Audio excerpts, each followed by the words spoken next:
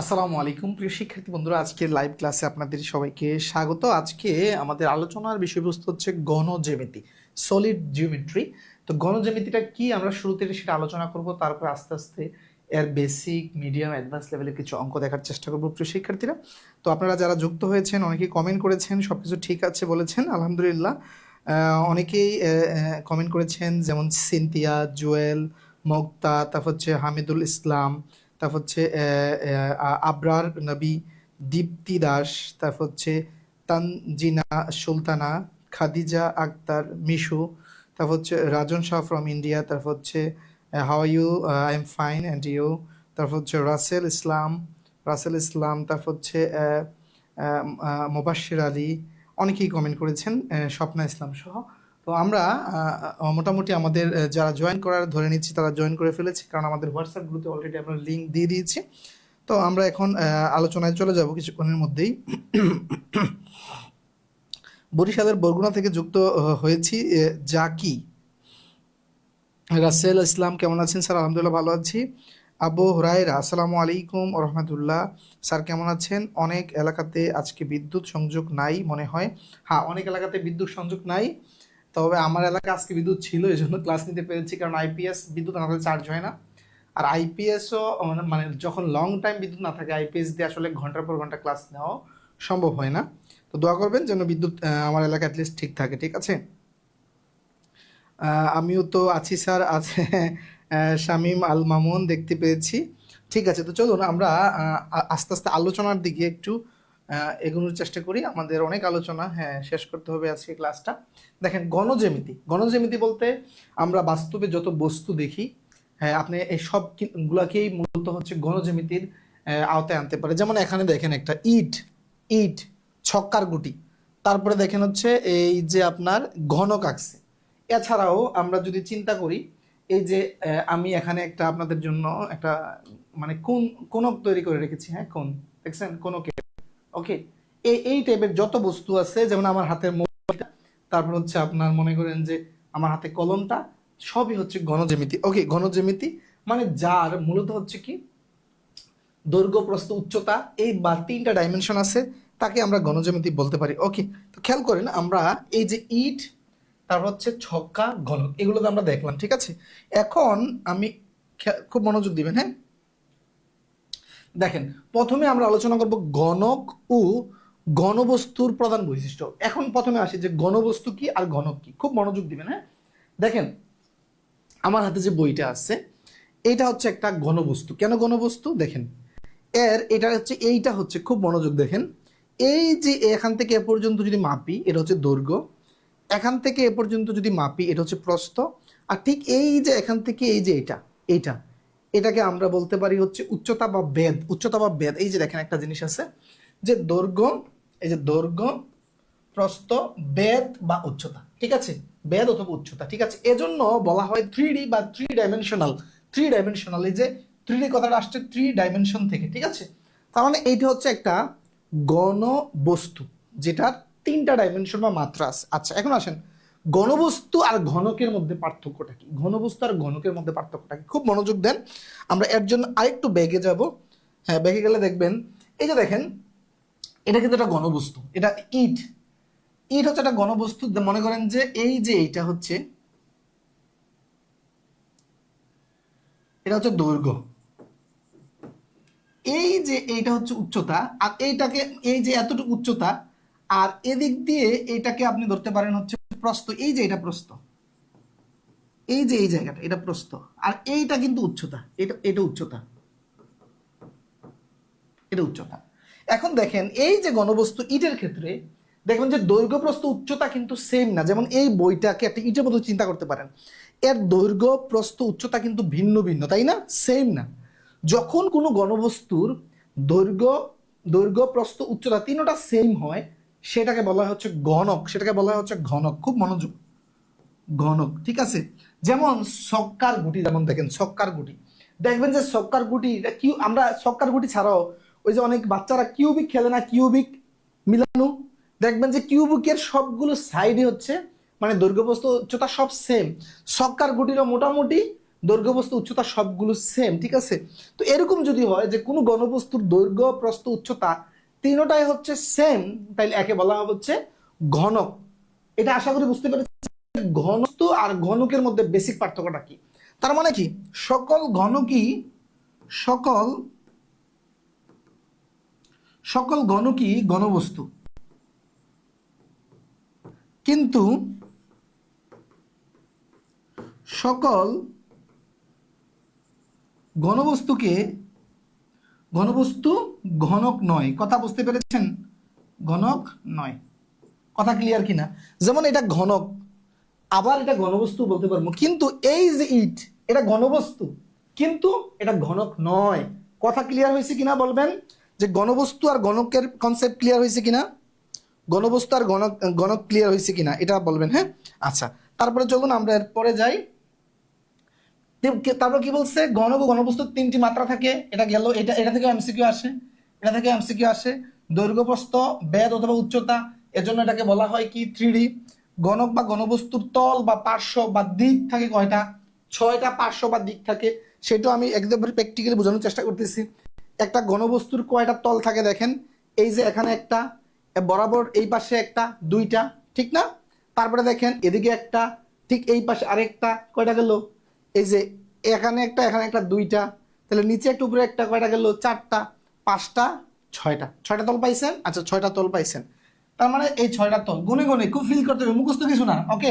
আচ্ছা, এদের প্রত্যেকটির মানে ঘনবস্তু ঘনক যেটাই হোক, প্রত্যেকটির মোট 8টি করে কৌণিক বিন্দু থাকে।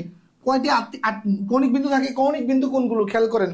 এই যে কোণাগুলো আছে না, এই যে কোণাগুলো, এই যে 1টা 2টা 3টা 4টা 5টা, এখানে একটা 6টা, এখানে একটা 7টা, এখানে একটা 8টা, এগুলো হচ্ছে কৌণিক বিন্দু। কৌণিক বিন্দু কয়টা তাহলে? একটা ঘনবস্তুর কৌণিক বিন্দু কয়টা? 8টি কৌণিক বিন্দু থাকে, ওকে। আচ্ছা, তারপরে এদের এদের ধার থাকে কয়টি? দাঁড় বা বাহু, দাঁড় বা বাহু থাকে কয়টি? এই যে 12টি। দাঁড় বা বাহু কয়টি? 12টি। এটাও গণেন, আপনি গণলে পাবেন।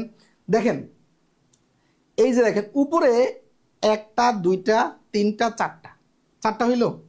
নিচে দেখেন আছে 4টা, তাহলে কয়টা? 8টা। এরপরে দেখেন এই যে এখানে একটা, এখানে একটা, এই জায়গায় একটা, এই জায়গায় একটা, উচ্চতা বরাবর, বুঝতে পেরেছেন? এ হলো 12টা, তাহলে 12টা বাহু গেল।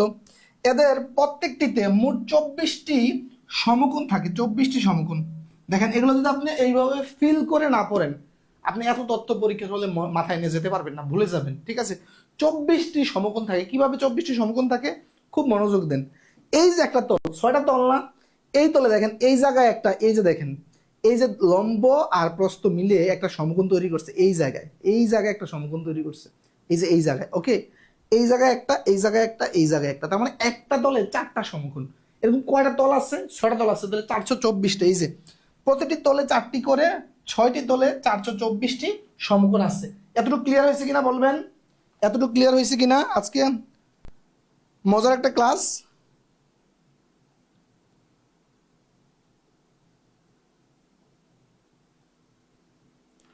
মাসুমা বেগম, আসসালামু আলাইকুম। সিলেটের কানাইঘাট থেকে মাসুমা যুক্ত হয়েছে, থ্যাংক ইউ। বুঝতে পেরেছেন? আচ্ছা, তারপরে আসেন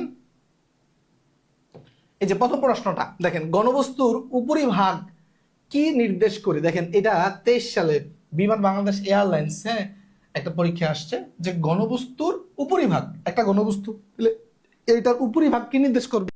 বিন্দু, রেখা, কোণ, তল? উত্তর হচ্ছে তল। উত্তর হচ্ছে তল। পারলে খুবই সহজ, না পারলে পরীক্ষা হলে হা করে তাকাই থাকতে হবে, ওকে। তারপরে কি বলছে দেখেন, একটি খোলা জলাধারের দৈর্ঘ্য, প্রস্থ, উচ্চতা যথাক্রমে 2.5 মিটার, তারপর হচ্ছে 2 মিটার ও 100 সেন্টিমিটার হলে জলাধারটির আয়তন কত ঘন মিটার হবে? খেয়াল করেন কত ঘন মিটার হবে। আমার আয়তনের এককটা ফিক্সড করে দিয়েছে, ওকে। আচ্ছা, প্রাথমিক সহকারী শিক্ষক, প্রথম ধাপ 2023 সালে আসছে, খুব মনোযোগ দিবেন। তাহলে গণকের আয়তনের সূত্রটা কি খেয়াল করেন? গণকের আয়তনের সূত্র হচ্ছে, আমরা আয়তনের চতুর্ভুজের ক্ষেত্রে যে আয়তক্ষেত্রের ক্ষেত্রে মানে কিভাবে আয়তন ক্ষেত্রফল বের করতাম? দৈর্ঘ্য গুণন প্রস্থ। আর ঘনবস্তুর ক্ষেত্রে হচ্ছে আয়তন, ঠিক আছে। আয়তনের ক্ষেত্রে হচ্ছে কি? দৈর্ঘ্য গুণন প্রস্থ গুণন উচ্চতা। ওকে, আচ্ছা খেয়াল করেন কি দেওয়া আছে, যে একটা হচ্ছে 2.5 মিটারের জন্য আমি এম দিলাম, গুণন প্রস্থ কত 2 মিটার, উচ্চতা দেখেন 100 সেন্টিমিটার দেওয়া। আচ্ছা 100 সেন্টিমিটার মানে আপনি দেখেন এই সবগুলো মিটার, আপনাকে এককগুলো সেম মানে রাখতে হবে, সেম। আগেরগুলো মিটারে আছে, আবার আয়তনও চেয়েছে ঘনমিটার, তার মানে এই যে সেন্টিমিটারটাকে এটাকে মিটারে নিতে হবে। আচ্ছা সেন্টিমিটারকে মিটারে নিতে হলে 100 দিয়ে ভাগ দিতে হয়, তাহলে 100 সেন্টিমিটারকে যদি আপনি মিটারে নিতে চান, একে 100 দিয়ে ভাগ দিবেন।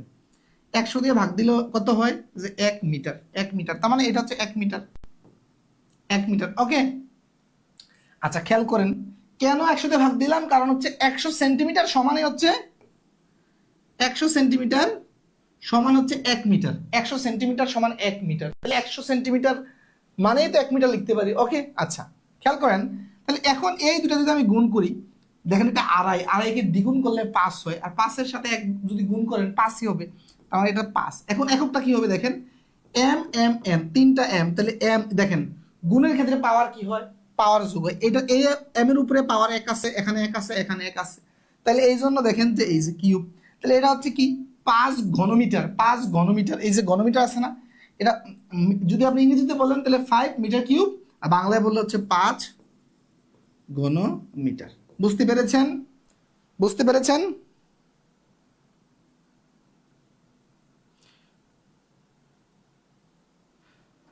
তাসফিয়া কমেন্ট করেছেন, আসসালামু আলাইকুম স্যার, আগামীকাল থেকে স্কুল অফ, ঝামেলা শেষ, আবার গত ভিডিওগুলো মনোযোগ দিয়ে আবার দেখব, অনেক ক্লাস দেখা হয়নি। ওকে, সমস্যা নাই, দেখতে থাকেন।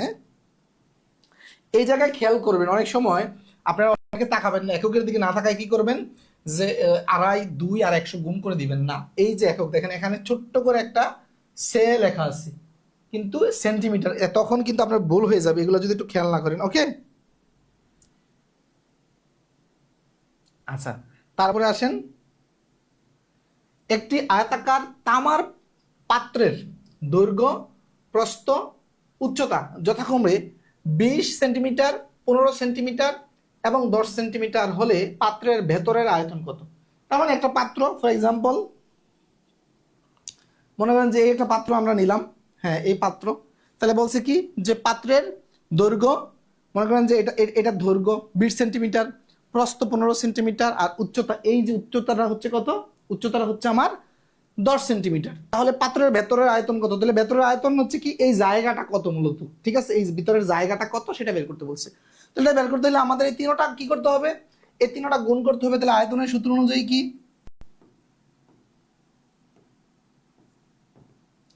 দৈর্ঘ্য, প্রস্থ, উচ্চতা।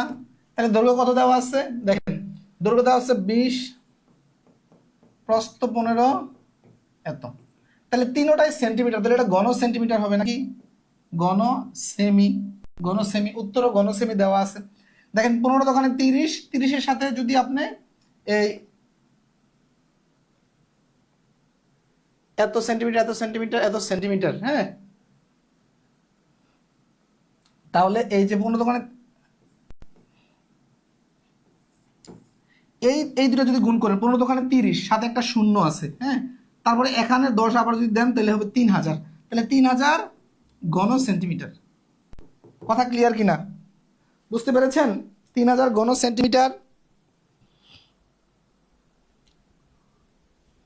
খুব বেশি কঠিন অঙ্ক আসে না, গণজ্যামিতি থেকে খুব বেশি কঠিন অঙ্ক আসে না, জাস্ট এই বেসিক ব্যাপারগুলো যদি জানেন তাহলে ইনশাল্লাহ পারা যাবে। ওকে, আচ্ছা তারপরে কি বলছে, একটি বইয়ের দৈর্ঘ্য 25 সেন্টিমিটার, প্রস্থ 18 সেন্টিমিটার, বইটির পৃষ্ঠা 200 এবং প্রতি পাতার পুরুত্ব 0.1 মিলিমিটার মিলিমিটার হলে বইটির আয়তন কত? দেখেন প্রতিরক্ষা মন্ত্রণালয়ের সহকারী পরিচালক, হ্যাঁ এটা নবম গ্রেড, এটা হচ্ছে নবম গ্রেডের একটি চাকরি।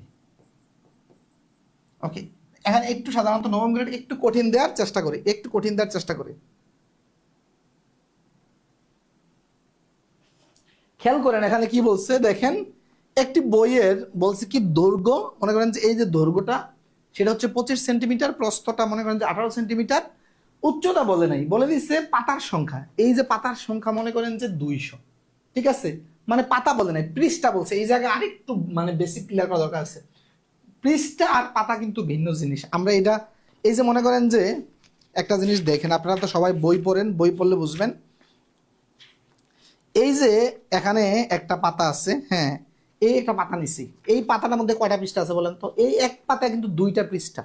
এই যে এখানে লেখা 127 নাম্বার, আর এখানে এই অপর পাশে লেখা হচ্ছে 128 নাম্বার। তার মানে পৃষ্ঠা চিন্তা করলে এখানে দুইটা পৃষ্ঠা, কিন্তু পাতা কিন্তু একটা। এখন যখন আপনি এটা পুরুত্ব চিন্তা করতে যাবেন, পুরুত্ব চিন্তা করতে গেলে তাহলে এরকম 2 পৃষ্ঠার জন্য কিন্তু একটা পুরুত্ব নিতে হবে, একটা পুরুত্ব নিতে হবে, ঠিক আছে না? তার মানে 200 পৃষ্ঠার বইয়ে পাতা আছে কয়টা? 100টা, 100টা পাতা আছে। তাহলে প্রতিটা পাতার পুরুত্ব হচ্ছে 0.1 মিলিমিটার। তাহলে 100টার পুরুত্ব মিলেই তো এই উচ্চতাটা। চিন্তা করেন, খুব মনোযোগ কিন্তু। 100টা পাতা মিলে যদি বইটা হয়, তাহলে 100টা পাতার পুরুত্ব যোগ করলেই তো উচ্চতা পাবো। কথা ঠিক কিনা? এটা বুঝছেন কিনা সবাই বলেন তো?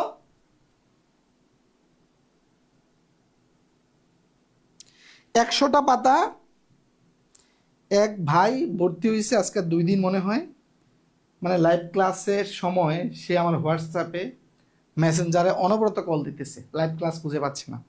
আপনারা দেখেন প্রায় 100-র মতো লাইভ ক্লাসে যুক্ত হইতে পারছেন। হোয়াটসঅ্যাপ গ্রুপে লিঙ্ক দিয়ে দিয়েছি, তারপরে অনেকে তো লিঙ্কও লাগে না, সরাসরি গ্রুপে আসলে পাওয়া যায়। সে পাচ্ছে না, সে কল দিতেছে। এখন তো মনে করবে যে রিয়াজ স্যার তো কল ধরতেছে না, টাকা নিয়ে মনে স্যারে ভুলে গেছে। এখন আমি লাইভ ক্লাস আসলে কিভাবে কল দেওয়া উচিত বা খারাপ ভালো দেখা যাবে, সে গ্রুপে মেসেজ দিতে পারে, আমাদের টিম আছে, তাকে বুঝাই দিবে, ঠিক আছে? কিন্তু সে সরাসরি কল দিবে। চিন্তা করেন, এটা বুঝছেন কিনা বলেন? তার মানে এখানে 200 পৃষ্ঠার মধ্যে 100 পাতা আছে। তাহলে পাতা থেকে আমি উচ্চতাটা বের করব। খেয়াল করেন, আমার বইয়ের এই যে বইটির আয়তনের জন্য আমার কি দরকার? আয়তনের জন্য আমার দরকার কি? দৈর্ঘ্য, প্রস্থ, দৈর্ঘ্য, প্রস্থ, উচ্চতা। উচ্চতা, হ্যাঁ, এই উচ্চতাটা মানে হচ্ছে কি? বইয়ের পুরুত্বটা মিলিয়ে। আচ্ছা খেয়াল করেন, এখানে এই যে আমি নোটটা দিয়ে দিয়েছি এখানে, যে বইটির পৃষ্ঠার সংখ্যা 200, তাহলে পাতা হচ্ছে মূলত 100। এখন দেখেন 10 মিলিমিটার সমান 1 সেন্টিমিটার। আমার দেখেন বাকিগুলো সেন্টিমিটার আছে, তাহলে 10 মিলিমিটার সমান যদি 1 সেন্টিমিটার হয়, তাহলে এই মিলিমিটারকে যদি আমি সেন্টিমিটার নিতে চাই, তাহলে একে 10 দিয়ে ভাগ দিতে হবে। 10 দিয়ে কোনো সংখ্যাকে ভাগ দেওয়া মানে 0.1 সামনে চলে আসে। তার মানে এটা হবে কত? এই যে 0.1 সামনে চলে আসলে এই দশমিকটা এখানে চলে আসবে। তার মানে হবে এরকম, যে এত সেন্টিমিটার, এত সেন্টিমিটার, রাইট? এত সেন্টিমিটার। খেয়াল করেন, এখন এটা হচ্ছে একটা পাতার পুরুত্ব। এখন এরকম 100টা পাতার পুরুত্ব যদি বের করতে চাই, এটাকে আবার 100 দিয়ে গুণ দিতে হবে। কোন সংখ্যাকে 100 দিয়ে গুণ দিলে দুই গড়, মানে ডানে 2 গড় ডানে দশমিক সরে যায়। তাহলে খেয়াল করেন, এই দশমিকটা তখন এই জায়গায় সরে আসবে। তার মানে সংখ্যাটা হবে এরকম। তার মানে এইটা মানে হচ্ছে আসলে কি? 1 না? 0-1 মানে তো 1। তার মানে খেয়াল করেন, আমরা দৈর্ঘ্য, প্রস্থ, উচ্চতা সবই পেয়ে গেছি। দৈর্ঘ্য কত? 25 সেন্টিমিটার, 25 সেন্টিমিটার। প্রস্থ কত? প্রস্থ 18 সেন্টিমিটার। উচ্চতা কত? 1 সেন্টিমিটার। এখন আপনি যদি এই দুইটা গুণ করেন, এই দুইটা গুণ করলে কত হয় দ্রুত বলেন তো? এই দুইটা গুণ করলে কত হয়? দেখেন, গুণটাও মনে মনে স্মার্টলি করা যায়। খেয়াল করেন, 10টা 25-এ কত হয় জানেন? 10টা 25 হচ্ছে 250। 10টা 25-এ 250, আর 8টা 25-এ 200। আমার মোট 18টা 25 না? এটা মানে কি 18টা 25? 10টা 25-এ 250 কিনা? 10টা 25 মানে 250 কিনা বলেন তো? এই যে 10টা 25 যদি মানে 25 আর 10 গুণ করলে 250 আসে না? আর 8টা 25-এ, 4টা 25-এ 100, আর 4টা 25-এ 100, তাহলে মানে কত হয়? 8টা 25-এ 200, 250 আর 200 কত? 450। তার মানে এইটা হবে আসলে মূলত 450, 450 ঘন সেন্টিমিটার। যেটা সব জায়গায় সেন্টিমিটার, ঘন সেন্টিমিটার। কথা ক্লিয়ার? কথা ক্লিয়ার কিনা? বুঝছেন কিনা? এটা বুঝছেন কিনা সবাই কমেন্ট করেন তো। এটা বুঝছেন কিনা সবাই কমেন্ট করেন।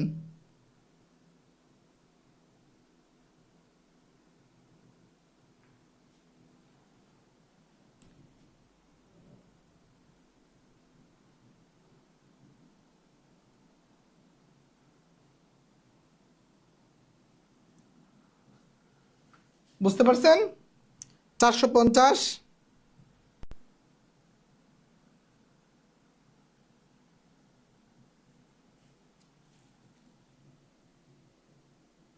আচ্ছা, 5 নাম্বার, একটি হিমাগারকে নবায়ন করার সময় এর দৈর্ঘ্য 30% ও প্রস্থ 50% বাড়ানো হলো এবং এর উচ্চতা 20% কমানো হলো। নবায়নকৃত হিমাগারের আয়তন থেকে শতকরা কত, আয়তন শতকরা কত, কি বলছে, নবায়নকৃত হিমাগারের আয়তন থেকে শতকরা কত অংশ বেশি। আচ্ছা, এটা প্রশ্নটা এটা হচ্ছে কি যে একটি কোল্ড স্টোরেজ আর কি, যে একটা হিমাগারের যে মানে পুনরায় সংস্কার করতেছে, ওই জায়গায় সংস্কার করতে কি করছে, দৈর্ঘ্য 30% বৃদ্ধি করছে, প্রস্থ 50% বৃদ্ধি করছে, আর উচ্চতাটা কি করছে, কমিয়ে 20% কমাইছে। তাহলে বলছে কি আগের তুলনায় আসলে এটা মানে কিভাবে পরিবর্তিত হবে, মানে কত পার্সেন্ট আয়তন বাড়বে, এটা বলছে। খুব মনোযোগ দেন। তো এই ক্ষেত্রে খেয়াল করেন হিমাগারের কি বলছে, দৈর্ঘ্য প্রস্থ উচ্চতা আছে, তার মানে এটাকে একটা ঘনবস্তুর মতো। আচ্ছা, ঘনবস্তুর মতো। এখন খেয়াল করেন এখানে কি বলছে যে এটা গণক হতে পারবে না, এটা কি বলছে যে এটা গণক হইতে পারবে না, এটা কিন্তু বলে নাই। তার মানে আমি হিমাগারটাকে চিন্তা করে নিচ্ছি এটা গণকের মতো, গণকের মতো। খেয়াল করেন যার দৈর্ঘ্য প্রস্থ উচ্চতা সব সমান। মনে করেন যে এটা হচ্ছে দৈর্ঘ্য, এটা দৈর্ঘ্য, এটা 10, এই যে এটা হচ্ছে প্রস্থ, এটাও 10 ধরি, আর এটা এটা এটা এটা এটা হচ্ছে উচ্চতা, সবগুলোই 10 ধরি, ঠিক আছে, 10 ধরি। ওকে, খুব মনোযোগ দেন। তার মানে এটা প্রথমে ছিল কি, এই যে দৈর্ঘ্য ছিল 10, প্রস্থ 10, উচ্চতা 10 ছিল। এটা এটা মাথায় রাখেন, ধরবেন পরীক্ষা আসলে দড়ি লিখে এগুলো ধরবেন, ঠিক আছে। আমি দড়িটা দিয়ে দিচ্ছি, বাকিগুলো আপনারা লিখবেন। ওকে, তাহলে দৈর্ঘ্য 10, প্রস্থ 10, উচ্চতা 10। এখন কি বলছে খেয়াল করেন, আমি 10 ছাড়া যদি অন্য কিছু ধরি একটা ঝামেলা আছে, এটা আমি একটু পরে ক্লিয়ার করতেছি যে ঝামেলাটা কোথায় পাকাবে যদি 10 ছাড়া অন্য কিছু আপনি ধরতে যান। আচ্ছা, 10 ধরার পরে দেখেন দৈর্ঘ্য বলছে কি যে 30% বাড়বে। তাহলে নতুন দৈর্ঘ্যটা কত হবে বলেন তো, নতুন দৈর্ঘ্যটা কত হবে, 30% বাড়বে। তাহলে 10-এর 30% মানে 3, তার মানে নতুনটা হবে 10 যোগ 3 মানে হচ্ছে 13। প্রস্থটা কত হবে, নতুন প্রস্থটা 50% বাড়বে। তাহলে 10-এর 50% কত, 10-এর 50% মানে হচ্ছে অর্ধেক, 5। তার মানে নতুনটা হবে 10 যোগ 5 মানে 15। উচ্চতা, উচ্চতা বলছে কি, উচ্চতা হচ্ছে 20% কমবে। 20% কমলে 10-এর 10% 1, 20% 2, তাহলে 2 মাইনাস হবে হবে হচ্ছে 8। ওকে, তার মানে খেয়াল করেন এখন আমার বলছে কি যে আয়তন শতকরা কত বাড়বে। তাহলে প্রাথমিক আয়তনটা কত ছিল, প্রাথমিক আয়তনটা এরকম ছিল না, প্রাথমিক আয়তন, প্রাথমিক আয়তন, প্রাথমিক আয়তন কত ছিল, দৈর্ঘ্য গুণন প্রস্থ গুণন উচ্চতা যদি করেন 10 গুণন 10 গুণন 10, মানে প্রাথমিকটা ছিল দেখেন 1000, 1000 কত, আমি 1000 বর্গ একক ধরেন, যেহেতু আমার কোনো একক নাই, গণ একক, গণ একক ধরেন। ওকে, গণ একক ধরলাম। ওকে, আচ্ছা, তারপর হ্যাঁ এই বৃদ্ধির পর পরিবর্তিত নবায়নের পর ধরেন যে নবায়নের পর আয়তন, নবায়নের পর আয়তনটা কত হবে দেখেন, আয়তন কি, এই যে 13 গুণন 15 গুণন 8 নাকি। আচ্ছা, এখন দেখেন আপনি যদি এই দুটা গুণ করেন তাহলে 8-15 কত, 8-15 8-15 হচ্ছে আপনার 120। হ্যাঁ, কারণ হচ্ছে 10টা 15 নিলে 150 হয়, তাহলে 120। তারপরে হচ্ছে আপনি এর সাথে গুণ হবে হচ্ছে আবার 13। তাহলে দেখেন আমি যদি এই যে এখানে একটু রাফ করেন, আমি জাস্ট হচ্ছে এইটা এতটুকু ইয়ে করতেছি, দেখেন তাহলে 13 দোকানে 26, 26-এর 6, 26-এর প্রথমে 13 দিয়ে যদি আপনি শূন্যকে গুণ দেন তাহলে এটা শূন্য হয়ে যায়। তারপরে 13 দিয়ে 2কে গুণ দিচ্ছি, 13 দোকানে 26-এর বসালাম হচ্ছে 6, হাতে রইল 2, 13 আর 2 হচ্ছে 13কে 13 আর 2 15, তার মানে হচ্ছে কত হইলো দেখেন তো 1560 বা 1560। আচ্ছা, এটা হচ্ছে 1560। আচ্ছা, খেয়াল করেন আমার প্রাথমিকটা ছিল কত, 1000, পরেরটা কত হইলো 1560, মানে বৃদ্ধি পেলো কত, বৃদ্ধি পেলো কত, তার মানে এই যে 1560 থেকে যদি আপনি 1000 বাদ দেন আমার হচ্ছে 560। আচ্ছা, এখন শতকরা বৃদ্ধি কত খেয়াল করেন, শতকরার জন্য আমার যেটা দরকার, শতকরার জন্য যেটা দরকার, খুব মনোযোগ, শতকরার জন্য যেটা আমার দরকার যে খেয়াল করেন শতকরা বের করতে কি লিখবো, যে 1000-এ বৃদ্ধি পেয়েছে 560, একে কত, তারপরে কি 100-তে কত? 1000-এ বৃদ্ধি পেয়েছে কত? 560। একে কত? তারপরে 100-তে কত, নাকি? জাস্ট এই শতকরাটা আমরা কনভার্ট করব। দেখেন এই 2 শূন্য এই 2 শূন্য কাটা, এই শূন্য এই শূন্য কাটা থাকে কত? 56। তার মানে 100-তে বৃদ্ধি পেয়েছে 56, 100-তে কত বৃদ্ধি পেয়েছে? 56। তার মানে উত্তর কত?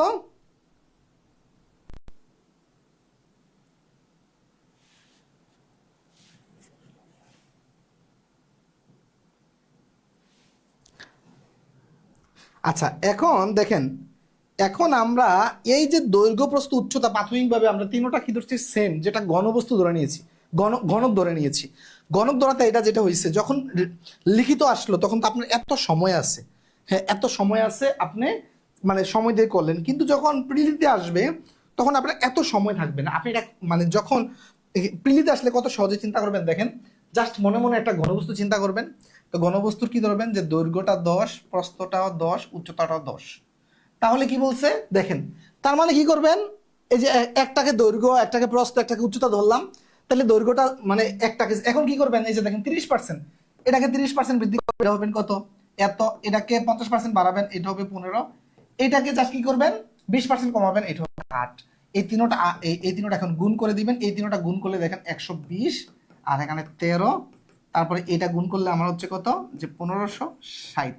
আর এই তিনটা গুণ করলে আমার প্রাথমিকভাবে কত ছিল? 1000, তাই না? 1000। এখন দেখেন আপনি কোনটা দৈর্ঘ্য, কোনটা প্রস্থ, কোনটা উচ্চতা, মানে কোনটা 20%, কোনটা 50%, কোনটা 60%, এটা নিয়ে আর টেনশন করা লাগতেছে না। আপনি যেটা করবেন, যে কোনো একটাকে 30% বৃদ্ধি করে দিবেন, যে কোনো একটাকে 50% বৃদ্ধি করে দিবেন, আর যে কোনো একটা দশকে আপনি কি করবেন? 20% কমিয়ে দিবেন। কিন্তু আপনি যখন দৈর্ঘ্য প্রস্থ উচ্চতাটা একটু মানে অন্যভাবে ধরবেন, ভিন্ন ভিন্ন ধরবেন, তখন আপনার হয়তো চিন্তা করা লাগতে পারে যে কোনটাকে আমি কি ধরবো। কোনো চিন্তা করার দরকার নাই, আপনি এইভাবে ধরে জাস্ট যে কোনো একটা দশের 30% বাড়াবেন, যে কোনো একটা দশের 50% বাড়াবেন, যে কোনো একটা দশের 20% কমাবেন। ওকে আচ্ছা, এখন তাহলে এটা 1000, 1000 থেকে হয়েছে এত, তার মানে 1000-এ বৃদ্ধি পেয়েছে, 1000-এ বৃদ্ধি রাফ করে নেবেন, জাস্ট 1000-এ বৃদ্ধি হচ্ছে 560। তারপর হচ্ছে সুতরাং একে বৃদ্ধি কত? একে বৃদ্ধি কত? কমবে এত, তারপর 100-তে, যেহেতু শতকরা বের করতে হবে, তারপরে যেটা করবেন 500 এত, এই 2 শূন্য এই 2 শূন্য কাটা, এই শূন্য এই শূন্য কাটা, উপরে 56 থাকে, তার মানে 56%। কথা ক্লিয়ার?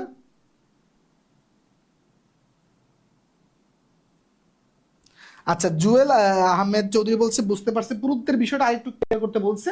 পুরুত্বের বিষয়টার জন্য আমি আবারও বইটা হাতে নিচ্ছি, খেয়াল করেন আগের যে পুরুত্বটা। মনে করেন যে এই বই 200টা মানে কি পৃষ্ঠা আছে, যে আপনি বই খুললেন, আমরা কি দেখি? বই দেখলে প্রথমে কি করি?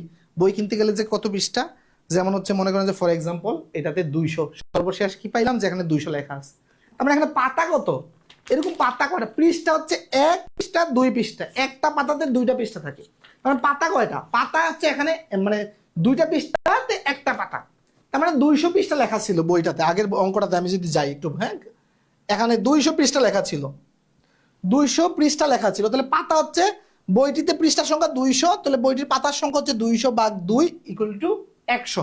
তার মানে 100টা পাতার পুরুত্ব বের করতে হবে। পুরুত্ব এই সবগুলো পাতার পুরুত্ব যোগ করলে তো উচ্চতা পাবো, তাই না? সবগুলো পাতার পুরুত্ব যোগ করলে, তার মানে এখানে একটা পাতার পুরুত্ব হচ্ছে 0.1 মিলিমিটার। তাহলে মিলিমিটারকে সেন্টিমিটার নিচ্ছি, সেটা তার অঙ্ক না, সেটা তো কনভার্ট, তাই না? সেটা ক্যালকুলেশন। সেন্টিমিটারে নিচ্ছি, তাহলে প্রথমে মিলিমিটারকে যখন সেন্টিমিটারকে নিয়েছি, তখন কি একটা পাতার পুরুত্ব পাইছি সেন্টিমিটারে, তারপরে 100টা পাতার পুরুত্ব বের করার জন্য 100 দিয়ে গুণ দিছি, খেলা শেষ। তাহলে আমি উচ্চতা পেয়ে গেছি। বুঝতে পেরেছেন?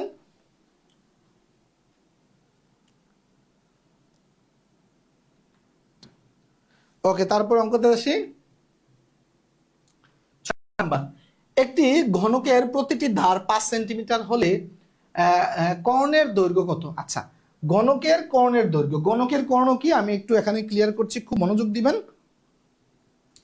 এখানে তাকাইতে হবে, এই জায়গায় তাকাইতে হবে। গণকের এইটা মনে করেন একটা ঘনবস্তু, হ্যাঁ ঘনবস্তু। আমি এখানে আরে এরপরে একটা অঙ্ক আছে, এই অঙ্কটা ক্লিয়ার একসাথে দেখাচ্ছি। কোন গণকের পৃষ্ঠতলের কর্ণের দৈর্ঘ্য 8√2 সেন্টিমিটার হলে এর কর্ণের দৈর্ঘ্য কত? খেয়াল করেন, এই জায়গায় কনফিউশন হইতে পারে অনেকের, যে কি রে, যে কর্ণের দৈর্ঘ্য তো দেওয়াই আছে, আবার কর্ণের দৈর্ঘ্য চাইছে, মানে কি চাইলো কিছু বুঝলাম না, খেয়াল করেন। একটা হচ্ছে পৃষ্ঠতলের কর্ণের দৈর্ঘ্য, আরেকটা হচ্ছে ঘনকের কর্ণের দৈর্ঘ্য, মানে মানে কর্ণের দৈর্ঘ্য। খুব মনোযোগ, খেয়াল করেন। এই যে, আশা করি ক্লিয়ার দেখা যাচ্ছে। এই যে আমি এই যে, এটা একটা মনে করেন যে আমাদের যে নারিকেলের শলার মতো, হ্যাঁ, তাহলে এইটা, এই যে একটা ঘনবস্তু, ঠিক আছে, এটা ঘনবস্তু। তাহলে তল কয়টা বা পৃষ্ঠ কয়টা? 6টা। 1 2 3 4 5 6টা। তাহলে এই যে দেখেন, আমি যদি এই যে দেখেন, এইটা হচ্ছে এই যে এইটা তলটা, এটা তল না? এই তলের যদি আপনি এই কোণা থেকে এই কোণা টানেন, রেখা টানেন, তার মানে কি? এটা হচ্ছে একটা তলের বা পৃষ্ঠতলের কর্ণ, পৃষ্ঠতলের কর্ণ, ঠিক আছে এটা। আর মানে সমগ্র এই ঘনকের কর্ণটা হচ্ছে কি, ঠিক এই কোণা থেকে যদি আপনি ভেতর দিয়ে এই কোণায় পাঠান, তাহলে হচ্ছে এটা হচ্ছে এই ঘনকের কর্ণ। তার মানে এই যে একটা পৃষ্ঠার কর্ণ থেকে কিন্তু ঘনকের কর্ণটা একটু বড় হয়। আমি দেখাচ্ছি, একটু স্থাপন করে দেখাচ্ছি। মনে করেন যে এই যে নিচের ইয়াতে, এই তলায়, নিচের তলায়, পৃষ্ঠতলায় এই কর্ণটা আমি সেট করে দিলাম, এটা দেখতে পাচ্ছেন। এখন ঠিক এইভাবে দিয়ে যদি আমি, এই যে দেখেন, এই যে দেখেন, আপনারা বোঝার চেষ্টা করেন যে এই এই কোণা থেকে যখন নিচের কোণায় আমি রেখা টানবো, সেটা হচ্ছে কি আমার যে সমগ্র ঘনকের কর্ণ দেখেন। এটা এই রেখাটা কিন্তু একটু বড় তুলনামূলক। ফিল করতে পারছেন কিনা? ফিল করতে পারছেন? এই যে দেখেন, এই যে আমি ঘুরিয়ে ঘুরিয়ে দেখাচ্ছি, একদম 3Dর মতো করে দেখানোর চেষ্টা করতেছি, ঠিক আছে? বুঝছেন কিনা সবাই? বুঝছেন কিনা যে একটা হচ্ছে তলের বা পৃষ্ঠতলের কর্ণ, আর একটা হচ্ছে ঘনকের কর্ণ। এই জিনিসটা বুঝছেন কিনা সবাই? এগুলো ফিল করতে হবে, খুব ফিল করতে হবে, ঠিক আছে? Engineer হামায়েত Uddin, first class, today my first class, thank you. একটা হচ্ছে পৃষ্ঠতলের কর্ণ, আর একটা হচ্ছে মানে সমগ্র ঘনকের কর্ণ। এই জিনিসটা ফিল করছেন কিনা? কমেন্ট করেন সবাই, কমেন্ট। জি স্যার। জাহিদুল ইসলাম। অন্যরা কমেন্ট করেন না কেন? আজকের কিন্তু এই জিনিসগুলো ফিল করতে হবে খুব, ঠিক আছে? Yes, understand. রাজন শাহ, কেন বোঝো নাই?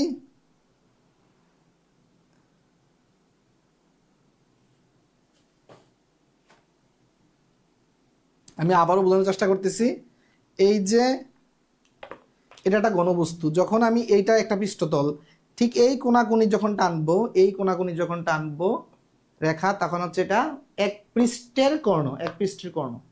আর যখন আমি এই দিক দিয়ে একেবারে ঢুকিয়ে দিব, এক কথায় ঢুকিয়ে এই কোণা দিয়ে এই কোণা দিয়ে বের করব, দেখেন উপরের এক কোণা দিয়ে ঢুকাবো, নিচের এক কোণা দিয়ে, অপোজিট কোণা দিয়ে এভাবে বের করব, সেটা হচ্ছে সমগ্রটার কর্ণ। ওকে, এখন আমরা এখানে একটু ক্লিয়ার করার চেষ্টা করলাম, তারপরে আমরা চলুন অঙ্কে যাই। কোনো ঘনকের পৃষ্ঠতলের কর্ণ এত। আচ্ছা, ঘনকের পৃষ্ঠতল মানে কি? এটা একটা বর্গক্ষেত্র। ঘনকের পৃষ্ঠতলটা হচ্ছে একটা বর্গক্ষেত্র।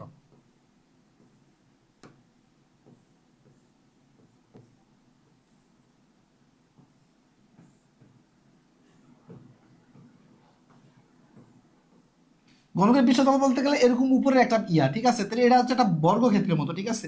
তাহলে বর্গের, আমরা জানি না বর্গের কর্ণ সমান কি? √2a।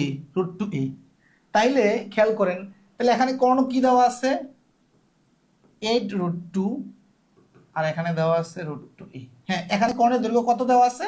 এই যে এটা হচ্ছে কি 8√2, তার মানে এখানে এই √2 কাটা, তার মানে a ইকুয়াল টু আসলে কত? 8। আচ্ছা, এটা কি? এটা হচ্ছে আমার যে গণক রয়েছে, গণকের একটি বাহু, মানে দৈর্ঘ্য প্রস্থ উচ্চতা সবগুলোতে সেম, যেহেতু গণক, ঠিক না?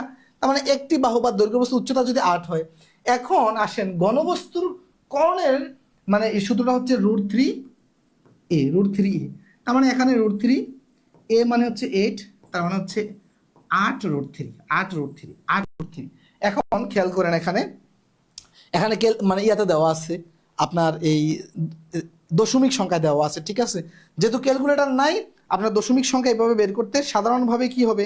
কষ্ট হবে। তো নর্মালি যদি চাকরি পরীক্ষা আসে, এইভাবে সাধারণত দেয় না। এখন এইটা এইভাবে আমি বইয়ে পেয়েছি, এইভাবে যদি দেয় আপনাদের, এইভাবে এটা ইয়া বের করে করা কিন্তু স্বাভাবিকভাবেই কষ্ট হবে।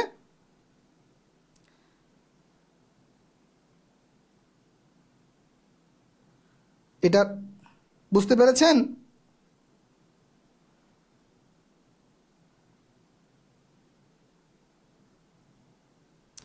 এটার উত্তর হচ্ছে 13.856, 13.856। ক্যালকুলেটর করলাম 13.856। আপনারা প্রয়োজনে এটা বের করে পরীক্ষার হলে যদি আসে, রিটেনে আসলে পারবেন, প্রিলিতে আসলে আসলে এই ক্যালকুলেশনটা করা বা ইয়া করাটা অনেক সময় সম্ভব হবে না। ওকে, বুঝতে পেরেছেন?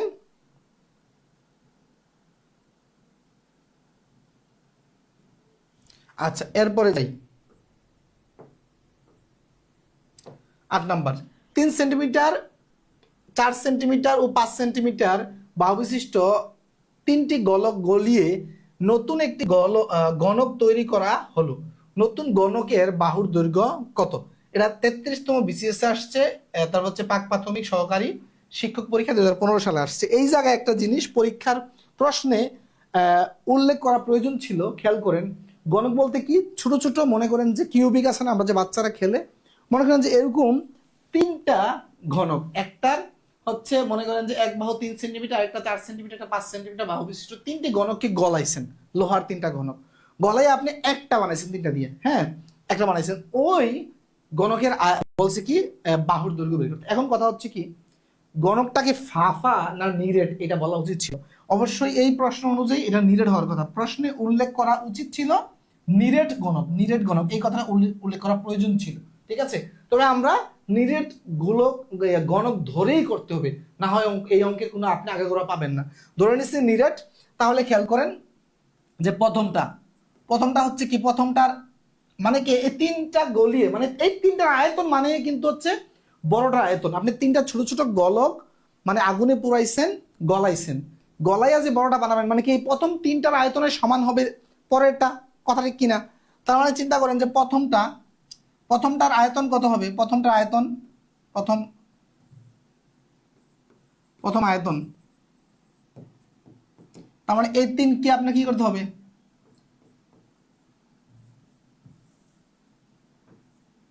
তাহলে 3 × 9, 3 × 27 ঘন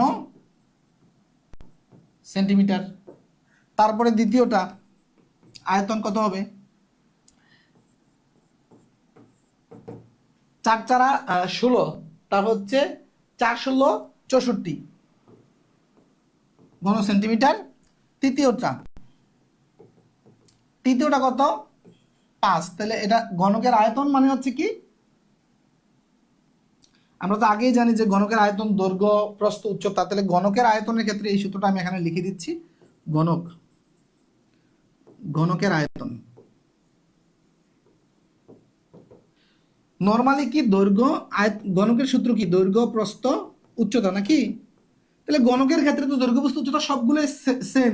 তার মানে এটা মনে করেন যে এইটাও এ, এইটাও এ, তার মানে এটা এ কিউব, মানে কি এ মানে কি বাহু, তাহলে বাহু কিউব, এই যে বাহু কিউব এই জন্য করছি। ওকে, বুঝতে পেরেছেন? আচ্ছা,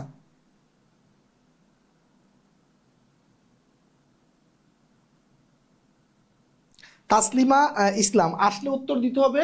এটা আপনি ইয়ে করবেন, ওই যে 3কে প্রথমে রুট করবেন, তারপরে এই রুটের সাথে আপনি ওই যে 8 গুণ করবেন। পরীক্ষা হলে আপনি আধা ঘন্টা লাগাই এটা হিসাব করে তারপরে দিয়ে আসবেন, হ্যাঁ, এছাড়া কোনো উপায় নেই।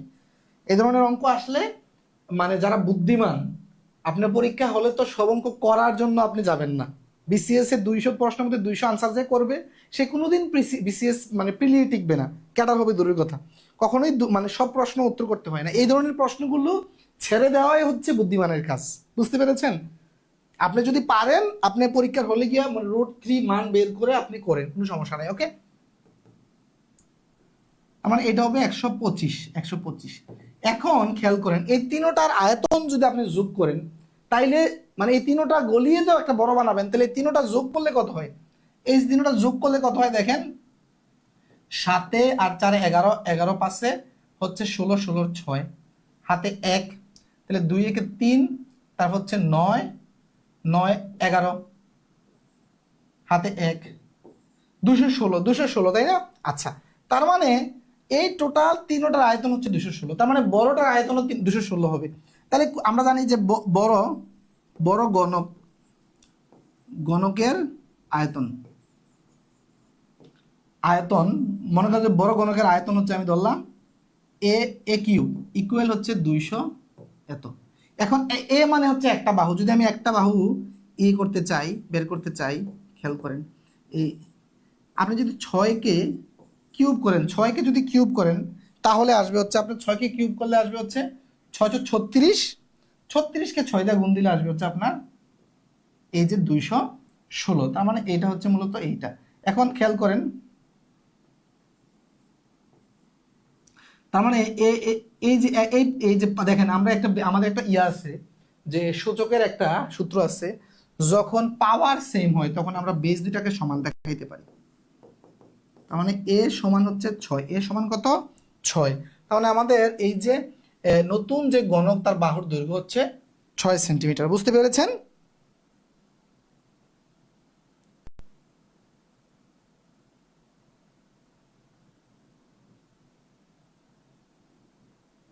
নতুন ঘনক বুঝতে পেরেছেন? এতটুকু ক্লিয়ার হয়েছে কিনা জানাবেন। আচ্ছা, তারপরে যাচ্ছি 9 নাম্বার কি বলছে, একটি আয়তাকার ঘনবস্তুর দৈর্ঘ্য 5 সেন্টিমিটার, প্রস্থ 3 সেন্টিমিটার এবং উচ্চতা 2 সেন্টিমিটার হলে বস্তুটি কত লিটার পানি ধারণ করবে? এটা হচ্ছে পানি ধারণ, নতুন টাইপ। হ্যাঁ, পানি ধারণ ক্ষমতা বের করা। পানি ধারণ, পানি ধারণ ক্ষমতা। পানি ধারণ ক্ষমতার জন্য কিভাবে চিন্তা করতে হবে, একটা আয়তাকার ঘনবস্তুর আয়তন তো আপনি বের করতে পারবেন। আয়তন অলরেডি আমরা একটু আগে দেখাইছি। আয়তন কত, এটা আয়তন বের করেন। আয়তন কত, এই যে 5 মিটার, তারপর হচ্ছে প্রস্থ 3 মিটার, তাহলে 5 3, তারপরে কত 2, এই তিনটা গুণ করলাম, গুণ করলে কত হয়, এই যে দেখেন 3 5 15, 15 দোকানে 30, তার মানে 30 ঘন মিটার, 30 ঘন মিটার। ওকে, আচ্ছা খেয়াল করেন, এখন 30 ঘনমিটারের একটা বড় একটা আপনার কাছে কি আছে, যে আয়তাকার মানে বস্তু আছে, হ্যাঁ, বা একটা পানি টাঙ্কি আছে, পানি টাঙ্কি আছে। ওই জায়গায় মূলত পানি কত লিটার ধরবে সেটা, কত লিটার। খেয়াল করেন, একটা বেসিক একটা ইয়া কি ফর্মুলা হচ্ছে কি, বা একটা তথ্য হচ্ছে যে এক ঘনমিটার আয়তনের জায়গায় পানি ধরে হচ্ছে 1000 লিটার। 1 ঘনমিটারের জায়গায় পানি ধরে 1000 লিটার। তাইলে এরকম 30 ঘনমিটারে, প্রতি ঘনমিটারে 1000-এর জন্য যদি বের করতেছেন, এটাকে 30কে আপনি 1000 দিয়ে গুণ দিবেন, তাহলে এত লিটার আসবে, এত লিটার আসবে। তার মানে এখানে এই যে 3 শূন্য, এখানে 4 শূন্য, 4 শূন্য, তার মানে কত 30,000, 30,000। এই যে এটা হচ্ছে 30,000, এটা হচ্ছে উত্তর, এত লিটার। ওকে, এখন অতিরিক্ত মানে এটা জানার জন্য, হ্যাঁ, এটা পরীক্ষায় আসবে না, যে এক ঘনলিটার, 1 ঘনমিটারে 1000 লিটার পানি ধরে, যে এর বেসিকটা কি খেয়াল করেন, এর বেসিকটা কি। 1 ঘনমিটার মানে কি দেখেন তো, 1 ঘনমিটার, 1 ঘনমিটার, 1 ঘনমিটার মানে হচ্ছে কি 1 মিটার দৈর্ঘ্য, 1 মিটার প্রস্থ, 1 মিটার উচ্চতা বিশিষ্ট একটি পাত্র, নাকি? আচ্ছা খেয়াল করেন, আমরা জানি যে 1 লিটার, 1 লিটার সমান হচ্ছে 1000, হ্যাঁ 1000 সেন্টিমিটার কিউব বা ঘন সেন্টিমিটার, 1000 কিউব বা ঘন সেন্টিমিটার, এটা বা ঘন সেন্টিমিটার, ঘন সেন্টিমিটার। 1 লিটার মানে হচ্ছে 1000 সেন্টিমিটার কিউব অথবা ঘন সেন্টিমিটার। এখন খেয়াল করেন একটা জিনিস, এখানে 1 মিটারকে যদি আমি সেন্টিমিটারে নিতে যাই, আমার সেন্টিমিটার দরকার লিটারের জন্য, তাহলে 1 মিটার সমান হচ্ছে 100 সেন্টিমিটার। তারপর হচ্ছে এটার জন্য 100 সেন্টিমিটার, এটার জন্য 100 সেন্টিমিটার। তার মানে এখানে কত সেন্টিমিটার হয় দেখেন তো, এখানে দুইটা দুইটা দুইটা, 6টা শূন্য, 1 2 3 4 5 6। তার মানে দেখেন এখানে 1 2 3 4 5 6 7, মানে কি 10 লাখ ঘন সেন্টিমিটার, 10 লাখ ঘন সেন্টিমিটার, 10 লাখ ঘন সেন্টিমিটার। ওকে, এখন দেখেন, আমরা জানি কি যে 1000 ঘন সেন্টিমিটার মানে 1 লিটার। তাহলে এখানে 10 লাখ ঘন সেন্টিমিটারে মানে কত লিটার পানি আছে, এটা যদি পাইতে হয়, তাহলে আমি কি করবো, এখানে এটাকে জাস্ট 1000 দিয়ে ভাগ দেন, 1000 দিয়ে ভাগ দেন, তাহলে 1 0 2 0 3 0, 1 0 2 0 3 0, এই যে দেখেন কত হইলো, 1000 হইলো। তার মানে 1 ঘনমিটারে 1000 লিটার পানি ধরে। কথা বুঝতে পেরেছেন, কথা বুঝতে পেরেছেন?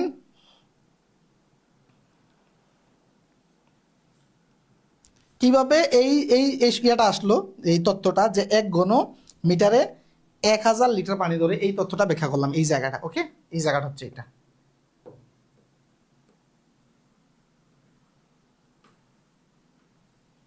এতটুকু ক্লিয়ার হয়েছে? এরপরে চলুন আমরা এর পরেরটা যাই, যে একটি চৌবাচ্চার দৈর্ঘ্য 3 সেন্টিমিটার, 3 মিটার, প্রস্থ 2 মিটার এবং উচ্চতা 4 মিটার হলে এতে কত লিটার পানি ধরবে? দেখেন এখন আপনাদের কাছে এটা পানি হয়ে গেছে না, এটা পানি হয়ে গেছে না, তাহলে আয়তন বের করে 1000 দিয়ে গুণ দিয়ে দিলে তো খেলা শেষ নাকি?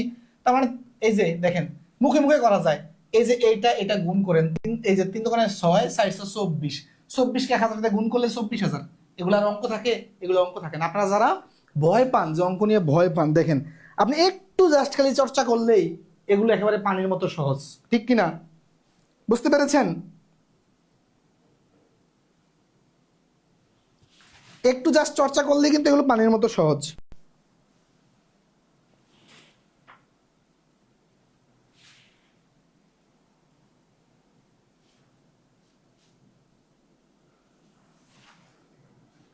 ওকে, আচ্ছা 11 নাম্বার, একটি চৌবাচ্চায় 8000 লিটার পানি ধরে।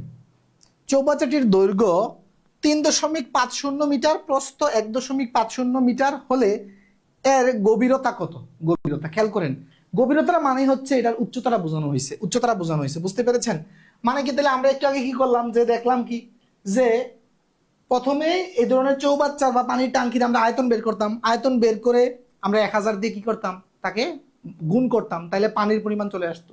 এখন মনে করেন যে এটা আয়তনটা কত আমরা যদি বের করতে চাই, খেয়াল করেন এর আয়তন কত। আয়তন দেখেন এত লিটার, 8000 লিটার, 8000 লিটার না? একটা চৌবাচ্চা বা পানি টাঙ্কিতে 8000 লিটার পানি ধরে, মানে আয়তন 8000 লিটার। কিন্তু আমার লিটারে আয়তন লাগলে হবে না, এটাকে আমার ঘন মিটারে নিতে হবে। তো এইটাকে ঘন মিটারে নিতে হলে আমরা জানি যে 1000 লিটার সমান কি 1 ঘন মিটার, নাকি? একটু আগে বললাম না? তাহলে এটাকে আপনি জাস্ট কি করেন, 1000 দিয়ে ভাগ দেন, তাহলে ঘন মিটারে চলে আসবে। তাহলে এই 3 শূন্য, তার মানে এটা 8 ঘনমিটার, নাকি? ঘনমিটার। তাহলে আয়তন আমরা পেলাম কত? 8 ঘনমিটার। এখন খেয়াল করেন এখানে আমার আয়তন, এই যে দেখেন দৈর্ঘ্য এত, প্রস্থ এত, গভীরতাটা কত আমি জানি না, তাহলে আমি গভীরতা ধরে নিলাম, মনে করেন যে যেহেতু ডেপথ ডি ধরলাম, হ্যাঁ ডি ধরলাম, তাহলে আমি লিখতে পারি যে দৈর্ঘ্য এত, প্রস্থ এত, আর ডেপথ ডি, এই তিনটা কি এই আয়তন, তাহলে এই আয়তনটা সমানই তো 8 ঘনমিটার। তাহলে ইকুয়াল দেখাই দিলাম, এই ইকুয়েশন থেকে আপনি ডি এর মানটা বের করলেই উত্তর। এখন ডি এর মানটা বের করার জন্য কি করতে হবে, এই দুটা গুণ করে আপনি কি করেন, ওই পারে নিয়ে ভাগ দিয়ে দেন, অথবা এই পাশে গেলে গুণাকার আছে, ওই পারে গেলে ভাগ হয়ে যাবে। আপনি ডি রাখেন,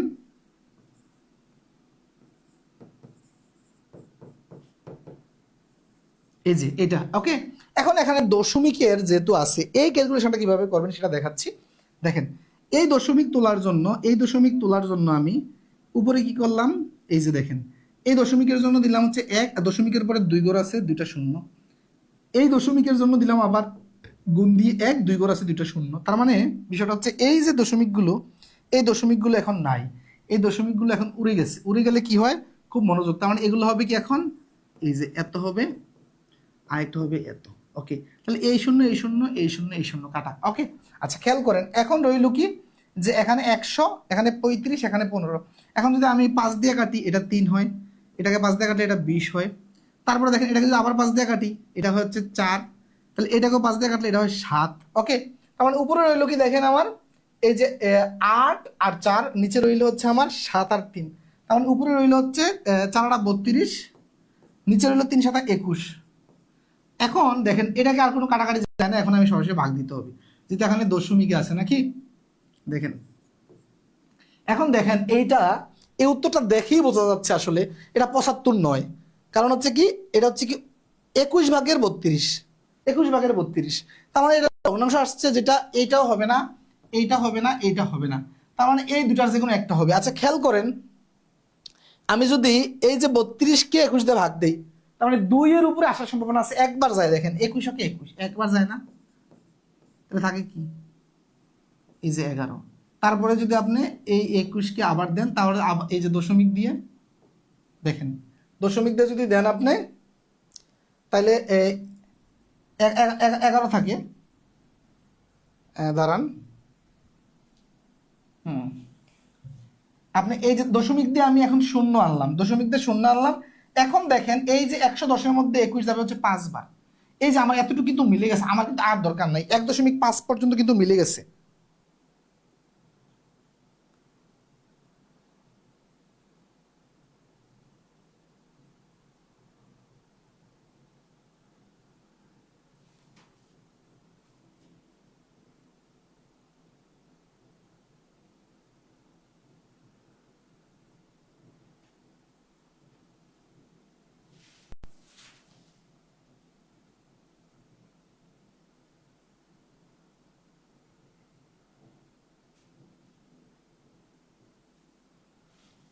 বুঝতে পেরেছেন? দেখেন সেম টাইপের অঙ্কটা, একটি চৌবাচ্চায় 8,000 লিটার পানি ধরে, চৌবাচ্চাটির দৈর্ঘ্য 2.56 মিটার এবং প্রস্থ এত মিটার, চৌবাচ্চার গভীরতা কত, 42তম বিসিএসে আসছে। সেম টাইপ, জাস্ট ডাটা একটু চেঞ্জ করে দিয়েছে। বুঝতে পেরেছেন?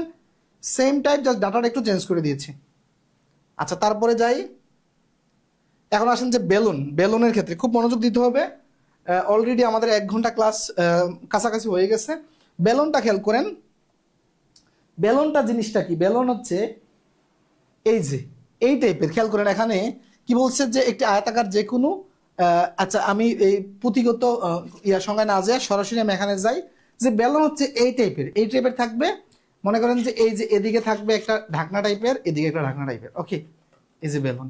এখন এই বেলুনের খুব মনোযোগ দেন যে বেলুনের মানে যদি বলে যে পৃষ্ঠতলের ক্ষেত্রফল, মনোযোগ দেন এখানে, হ্যাঁ, যে পৃষ্ঠতলের ক্ষেত্রফল হচ্ছে মানে এই যে বাঁকা তলটা, এই বাঁকা তলের ক্ষেত্রফল। আচ্ছা, তারপর যদি সমগ্র তলের ক্ষেত্রফল বলে, তার মানে এই যে দেখেন এই পাশে একটা বৃত্তের মতো ঢাকনা আছে না, এই পাশে একটা বৃত্তের মতো ঢাকনা আছে না, তার মানে বেলুনের উপরে নিচে দুইটা বৃত্তের মতো কি থাকে, জায়গা থাকে। তার মানে উপরে নিচের জন্য বৃত্তের ক্ষেত্রফল বের করতে হবে। দেখেন কি বলছে, বেলুনের আয়তন, বেলুনের আয়তন পরে আসতেছি। এটা বেলুনের বক্র পৃষ্ঠের ক্ষেত্রফল হচ্ছে কি, দেখেন বৃত্তের পরিধি গুণন উচ্চতা। কেন এটা পরিধি গুণন উচ্চতা করা হয়েছে, এই জিনিসটা আমি করতেছি আপনাদেরকে। হ্যাঁ, আপনি যদি এই ইয়াটাকে এই আমি এই বেলুনটাকে যদি আমি এখন খুলি, আপনাকে এখানে বলা হয়েছে না যে এই পরিধি, এই পরিধি দেখেন বৃত্তের পরিধি গুণন উচ্চতা কেন করা হয়েছে, দেখেন খুব মনোযোগ দিতে হবে। আমি যদি এটাকে এখন খুলি, খুব মনোযোগ, হ্যাঁ,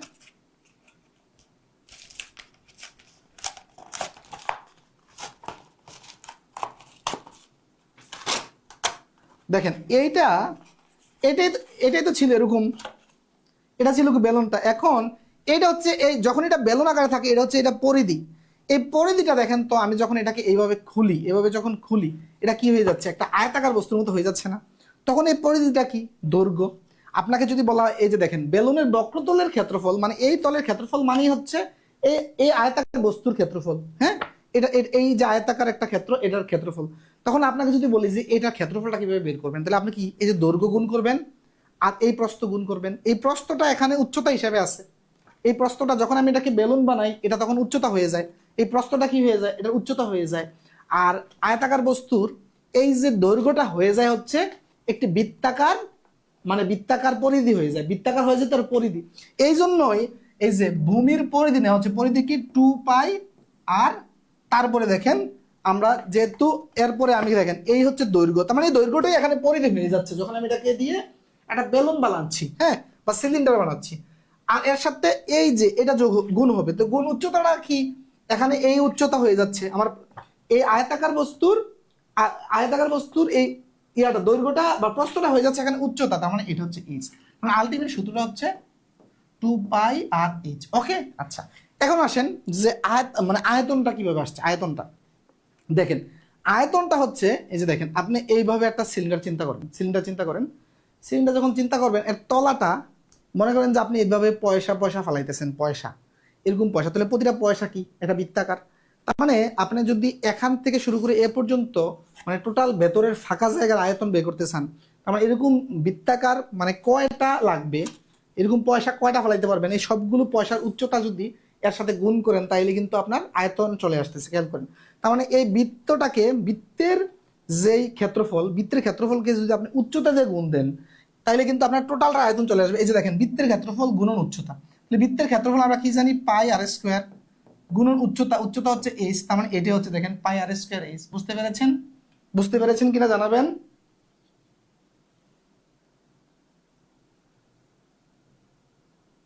বুঝতে পেরেছেন?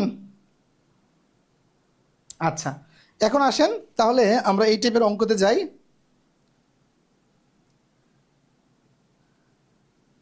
আচ্ছা, এখন আরেকটা জিনিস হচ্ছে কি, যদি বক্রতলের দেখেন বেলনের সমগ্র পৃষ্ঠের ক্ষেত্রফল যদি বলে, সমগ্র পৃষ্ঠের ক্ষেত্রফল বললে এই যে বাঁকা তল এর ক্ষেত্রফল সাথে এই যে নিচে একটা বৃত্ত উপরে একটা বৃত্ত, দুইটা বৃত্তের ক্ষেত্রফল সব যোগ করতে হবে, এটাই করা হচ্ছে। বক্রতলের সমগ্র পৃষ্ঠের ক্ষেত্রফল হচ্ছে বক্রপৃষ্ঠের ক্ষেত্রফল, এই যে বক্রপৃষ্ঠের ক্ষেত্রফল, তারপরে কি দুই প্রান্তের ক্ষেত্রফল, দুই প্রান্তের মানে কি বৃত্ত না, তাহলে বৃত্তের ক্ষেত্রফল কি জানি পাই আর স্কোয়ার, তাহলে একটা যদি আর হয় তাহলে উপরে নিচে দুইটা, তাহলে 2 পাই আর স্কোয়ার, এটাই করছে।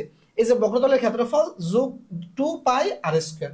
তারপরে এখান থেকে যেটা করছে, এই যে দেখেন 2 পাই দুই জায়গায় কমন, যে 2 কমন, পাই কমন, আর কমন, তাহলে এখান থেকে 2 পাই আর কমন নিছে, তারপর এটা থাকে। ওকে, আচ্ছা, তারপরে কি আচ্ছা বেলনের খেয়াল করেন, বেলনের দুই প্রান্তের মোট ক্ষেত্রফল এই যে আমি যেটা বলছি যে 2 পাই আর স্কোয়ার। আচ্ছা, এরপর আসেন বাস্তব উদাহরণ কি হইতে পারে। লোহার দণ্ড, লোহা বা প্লাস্টিকের যে কোনো পাইপ, লোহা বা প্লাস্টিকের যে কোনো পাইপ, এই যে পাইপের মতো আমি তৈরি করছি না, পানির ড্রাম, পানির ড্রাম, কুয়া, টানেল, সবগুলোই বেলনের বেলনের উদাহরণ। বুঝতে পেরেছেন? আচ্ছা, এইটাই অনেক সময় বলতে পারে, বেলন বলবে না, সরাসরি বলবে কি যে একটি পানির পাইপ, পানির পাইপের মনে করেন যে বলে দিবে যে পাইপ, এই পাইপের উচ্চতা এত এবং হচ্ছে মনে করেন যে এই যে এর ব্যাসার্ধ আর এর মানটা দিয়ে দিবে, তখন বলবে যে এই মানগুলো বের করতে, হয়তো বক্রপৃষ্ঠের ক্ষেত্রফল বলবে, সমগ্র পৃষ্ঠের ক্ষেত্রফল বলবে, আয়তন বলবে, এগুলো বের করতে হবে। ওকে, আচ্ছা, এখানে দেখেন একটা প্রশ্ন কি বলছে, একটি সিলিন্ডারের বৃত্তীয় তলের ব্যাসার্ধ 2 সেন্টিমিটার এবং উচ্চতা 6 সেন্টিমিটার হলে ইহার তলগুলির মোট ক্ষেত্রফল কত? তলগুলির মোট ক্ষেত্রফল মানে কি, যে সমগ্র তলের ক্ষেত্রফল, সমগ্র তলের এই তল এই তল এই তল। আচ্ছা, সমগ্র তলের ক্ষেত্রফলের সূত্রটা কি আমরা একটু আগে দেখলাম যে 2 পাই আর ব্র্যাকেট এইচ প্লাস আর। তাহলে আপনি যদি এখানে খেয়াল করেন সমগ্র তলের ক্ষেত্রফল 2 পাই আর এইচ প্লাস আর নাকি, তাহলে এখানে দেখেন আমাকে বৃত্তীয় তলের ব্যাসার্ধ 2 দেওয়া আছে, উচ্চতা 6 সেন্টিমিটার দেওয়া আছে, তাহলে এখানে জাস্ট বসান বসান, এই আর এর মান হচ্ছে 2, এই আর এর মান কত 2,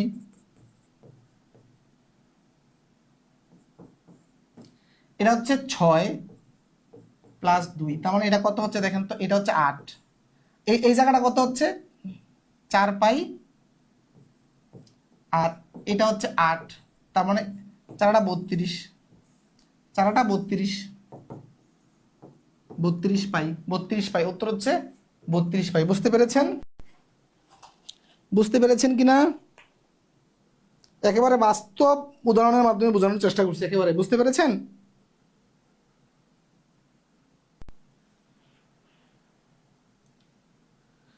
তেরো নম্বর কি বলছে, একটি সিলিন্ডারের দৈর্ঘ্য 14 ফুট এবং ব্যাসার্ধ 2 ফুট হলে এর আয়তন কত? আচ্ছা, আয়তনের ইয়াটা কি, এই যে সিলিন্ডার সিলিন্ডার বেলন একই জিনিস। ওকে, যে আয়তনের বেলন বা সিলিন্ডার আয়তনের সূত্র হচ্ছে ভূমির ক্ষেত্রফল গুণন উচ্চতা, তাহলে ভূমির ক্ষেত্রফল কি পাই আর স্কোয়ার, ভূমিটা যে দুটো বৃত্তাকার, তাহলে উচ্চতা হচ্ছে এইচ, তাহলে এখন আপনি আয়তন আয়তন কত, পাই আর স্কোয়ার এইচ, তাহলে পাই এর জায়গায় পাই, তারপর হচ্ছে ব্যাসার্ধ 2, উচ্চতা 14, তার মানে 2 কে বর্গ করলে কত হয় 4 হয়,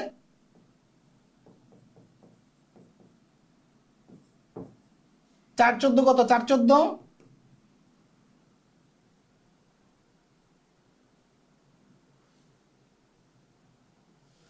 একটি সিলিন্ডারের দৈর্ঘ্য 14 ফুট, দৈর্ঘ্য 14 ফুট এবং ব্যাসার্ধ 2 ফুট হলে, ব্যাসার্ধ 2 ফুট হলে এর আয়তন কত?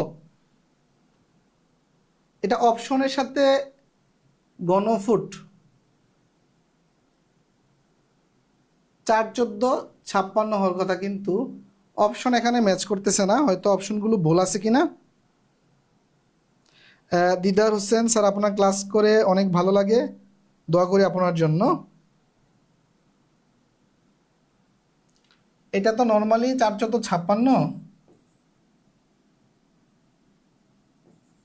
56 পাই হওয়ার কথা, কিন্তু এখানে হয়তো এই কি পাই, আমার যেটা মনে হয় ওরা পাইয়ের মান ধরে নিছে, পাইয়ের মান ধরে নিছে, এই জন্য পাই দূর করে দিছে। আপনার পাইয়ের মান যদি আমরা এটা ধরি, গুণ করে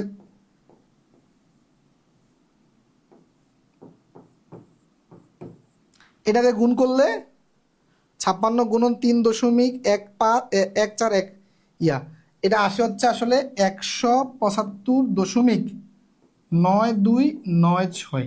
এটা থেকে ওরা যেটা করছে এটাকে 176 ধরে নিছে, বুঝছেন? 176 ধরে নিছে।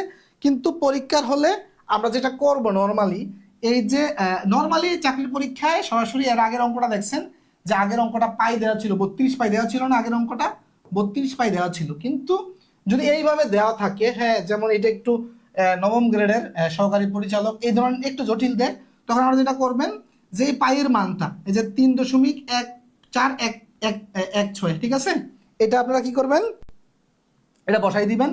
বসাইলে দেখেন নর্মালি গুণ দিলে এটাকে যদি 3 গুণ করেন, তার মানে এটা কত আসতে পারে? 3 গুণ করলে দেখেন আপনি 50-কে 3 গুণ করলে 150, ঠিক আছে, তারপরে 6-কে 3 গুণ করলে 18, তার মানে 150-র পরে 18 এই টাইপের আসবে। এই দুটো অপশন কাছাকাছি, তখন আরেকটু গুণটা যদি মানে করতে পারেন তাইলে কিন্তু আপনি একুরেট উত্তরটাই পেয়ে যাবেন। বুঝতে পেরেছেন?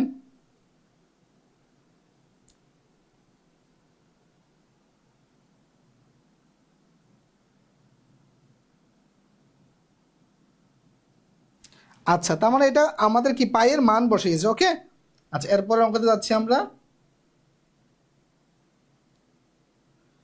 একটি বেলুনের বক্রতলের ক্ষেত্রফল 100 বর্গ সেন্টিমিটার এবং আয়তন 150 ঘন সেন্টিমিটার। বেলুনের ভূমির ব্যাসার্ধ কত? আচ্ছা দেখেন, আমরা এই যে আয়তনের সূত্রটা জানি কি, যে পাই আর স্কোয়ার এইচ, আর বক্রপৃষ্ঠের ক্ষেত্রফল জানি হচ্ছে 2 পাই আর এইচ। হ্যাঁ, এখন এটাই দেওয়া আছে যে বক্রতলের ক্ষেত্রফল দেওয়া আছে আর হচ্ছে আয়তন দেওয়া আছে। এখন দেখেন এখান থেকে আমাকে ব্যাসার্ধ বা আর এর মানটা বের করতে। আচ্ছা খেয়াল করেন তো, আমি লিখতে পারি কিনা এরকম, দেখেন তো, যে পাই আর স্কোয়ার এইচ এটা সমান কত দেওয়া, এটা সমান যেটা আয়তন দেওয়া আছে, তাহলে এই আয়তন দেওয়া আছে কত, এই যে এটা, তাহলে আমি এটা সমান এটা লিখতে পারি। ওকে, 1 নং সমীকরণ দেন। তারপরে দেখেন আমি লিখতে পারি যে এখানে তারপরে দেওয়া আছে কি, ক্ষেত্রফল। তাহলে ক্ষেত্রফল যদি দেওয়া, বা প্রথমে যদি ক্ষেত্রফল লিখতে চান লিখতে পারেন, সমস্যা নেই। আমি এটা আগে লিখছি কেন, ভাগ দিতে আমার সুবিধা হবে। বুঝতে পেরেছেন? আপনারা চাইলে পরেও লিখতে পারেন এটা।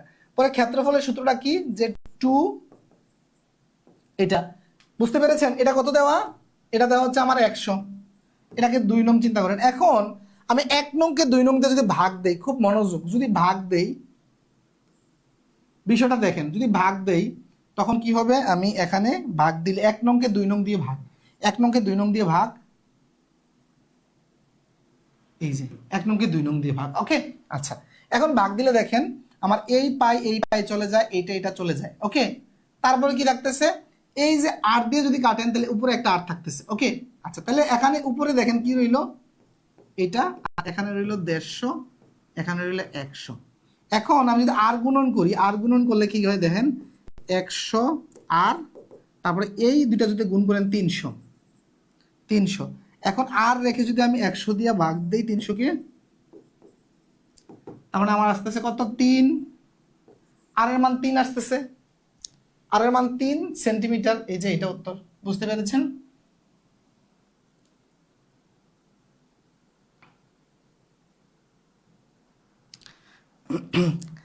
ক্লাস কখন স্টার্ট হয়েছে এক ভাই কমেন্ট করেছেন, আমি তার কমেন্ট একটু পড়ার চেষ্টা করি। আপনি কি কোর্সে ভর্তির আগে ক্লাস কখন সেইটাকে অ্যাটলিস্ট জেনে ভর্তি হননি ভাই? ক্লাস কখন সেটা তো জেনে ভর্তি হয়েছেন অবশ্যই, তাই না? তাহলে ওই টাইমে তো গ্রুপে চলে আসবেন। আর যদি কোনো কারণে ক্লাস না হয়, অ্যাটলিস্ট আমি নোটিশটা দিব যে আজকে এই কারণে ক্লাসটা হচ্ছে না। ক্লাস তো মানে একবারে আপনার বাসায় চলে যাবেন, অ্যাটলিস্ট কষ্ট করে গ্রুপে একটু আসতে হবে। বুঝতে পেরেছেন ভাই বোন?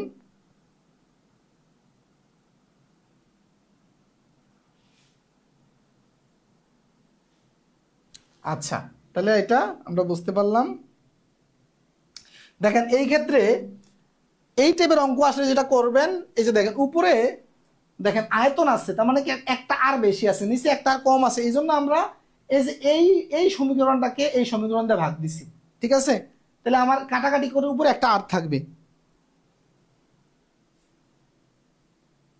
এরপর আসেন যে কোণক বা কোন সমকোণী ত্রিভুজের সমকোণ সংলগ্ন যে কোনো একটি বাহুকে স্থির রেখে ওই বাহুর চতুর্দিকে ত্রিভুজকে ঘোরালে যে ঘনবস্তু উৎপন্ন হয় তাকে মানে সমবৃত্তভূমি কোণক বলে। তবে এই ধরনের ডেফিনেশন তার আপনার চাকরি পরীক্ষা আসবে না, তাই এগুলো ভাব, ঠিক আছে। এখন আসেন কোণক সূত্রটা কি, যে 1/3 গুণন ভূমির ক্ষেত্রফল গুণন উচ্চতা। তার মানে এটা কি দাঁড়ায়, ভূমির ক্ষেত্রফলটা কি, কোণকের ভূমির ক্ষেত্রফল কি, খুব বোঝার চেষ্টা করবেন। হ্যাঁ, কোণক, এই যে আমি একটা কোণক তৈরি করে রেখেছি, কোণক, আমরা কোন আইসক্রিম খাই না, অনেকটা এরকমই, ঠিক আছে, ওইটাই, ঠিক আছে। তো এটা আমি একটু অন্যভাবে তৈরি করেছি। তাহলে কোণকের বলছে কি, খুব মনোযোগ, যে কোণকের আয়তন হচ্ছে 1/3 গুণন হচ্ছে ভূমির ক্ষেত্রফল। আচ্ছা, কোণকের ভূমিটা কি, কোণকের ভূমিটা কি বলেন তো, এটা যদি ভূমি ধরি মানে কি তলা ধরি, তাহলে এই কোণকের ভূমিটা হচ্ছে একটা বৃত্ত না, বৃত্তের মতো না। তাহলে দেখেন এই যে এটা হবে কি, বৃত্তের ক্ষেত্রফল কি পাই আর স্কয়ার। আর উচ্চতা কি, উচ্চতা মানে কোনটা বুঝাইছে খেয়াল করেন, উচ্চতা বলতে কিন্তু এইটা না, এখানে খুব মনোযোগ, আমি এখানে দেখানোর চেষ্টা করতেছি। এই যে জোড়াটা আছে না, এই যে জোড়াটা, এই যে এটাকে যদি রেখা চিন্তা করি, এটা কিন্তু উচ্চতা না, এটা হচ্ছে হেলানো তল। উচ্চতা হচ্ছে ঠিক যদি আমি এদিক থেকে কলমটা ঢুকিয়ে দিই, ঢুকিয়ে দিলে এটা কি এদিক দিয়ে বের হবে না, এই বরাবর, এটা হচ্ছে উচ্চতা। বোঝা গেছে উচ্চতা? আমি একটু এখানে আঁকার চেষ্টা করতেছি। এই যে এইটা, এই যে এখান থেকে এ পর্যন্ত, সেটা হচ্ছে হেলানো তল, হেলানো তল, যেটা হচ্ছে এল। আর এইটা, এই উচ্চতা হচ্ছে আসলে মূলত এইটা, উচ্চতা এইটা, ঠিক আছে।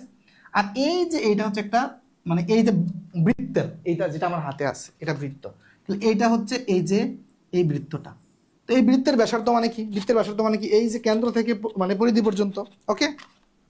তার মানে এইটা হচ্ছে আমার ব্যাসার্ধ। আচ্ছা, খেয়াল করেন, তার মানে বৃত্ত পেলাম, উচ্চতা কি, উচ্চতা এইচ, উচ্চতা এইচ, তার মানে কি 1/3 পাই আর স্কোয়ার এইচ। ঘনবস্তু কোণকের সমগ্র তলের ক্ষেত্রফল কি হবে, সমগ্র তলের ক্ষেত্রফল যেটা হচ্ছে কি, এই যে হেলানো তলটা আছে এটার ক্ষেত্রফল, আর যে তলাটা, এই তলাটা হচ্ছে কি একটা বৃত্ততের, এটার ক্ষেত্রফল। সমগ্র বললে হচ্ছে এই হেলানো তলের ক্ষেত্রফল, আবার হচ্ছে এই যে নিচের বৃত্তের ক্ষেত্রফল। এই যে দেখেন, বক্রতলের ক্ষেত্রফল, বক্র মানে কি বাঁকা তলের ক্ষেত্রফল, প্লাস ভূমির ক্ষেত্রফল। তাহলে বক্রতলের ক্ষেত্রফলের সূত্র হচ্ছে পাই আর এল। এই এলটা কি, এলটা হচ্ছে হেলানো তল,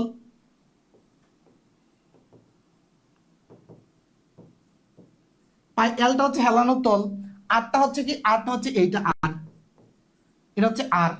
আর তাহলে পাই তো কনস্ট্যান্ট, পাই তো জানেনি। আচ্ছা, তার মানে এটা গেলে হচ্ছে বক্রতলের ক্ষেত্রফল যোগ হচ্ছে এটা বৃত্তের ক্ষেত্রফল, বৃত্ত কোনটা, এই যে এইটা, ওকে। আচ্ছা, তার মানে আমরা এই সূত্রগুলো বুঝতে পেরেছি আশা করি। এখন আমরা দেখি এই টাইপের কি আছে আমাদের জন্য।